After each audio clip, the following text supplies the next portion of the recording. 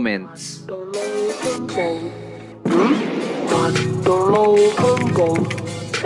Siguro naman lahat tayo kinilig na, di ba?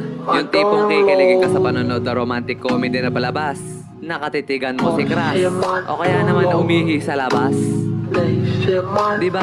Kahit pag-ihi, kinikilig ka. Kaya kung gusto mong kiligin ay stay put ka lang dyan. Dahil mag-share ako sa inyo ng mga nakakakilig moments. Isa rin ba kayo sa nagko-commute pag mapasok sa school? Yung magising ka na maaga para hindi ka malate, tapos pag mag-aabang ka na masasakyan ay puro punuan na lahat, tapos mababa trip ka dahil yung pa magiging dahilan para ikay malate. I feel you, ma friend. Talagang nakakabwisit nga yan. Pero di naman lagi nakakabwisit mag-commute. Kasi minsan, may nakakasabay ka dyan na magandang dilag. Tapos swertihan na lang pag napaupo yan sa unahan mo. Talagang magkakasalubong kayo ng tingin dyan. At pag nangyari yon ay talagang mapapama-heart when oops ka na lang. Lalo na pag nakatabi mo pa. Baka di nakayanin ang puso mo sa kilig.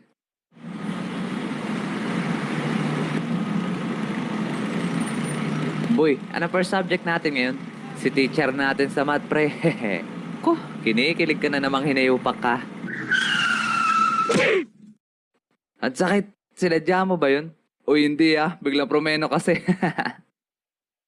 君の虜になってしまえばきっとこの夏は充実するのもっともう戻れなくたって忘れないで Ang sakit. Nadugo ba? Hindi. Makikiupo po. Sige po.